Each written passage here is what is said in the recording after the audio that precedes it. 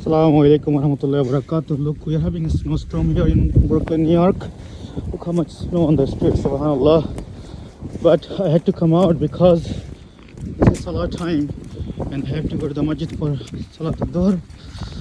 Look, subhanallah, so much snow. My brothers and sisters, this life is short and temporary. It will come into an end regardless.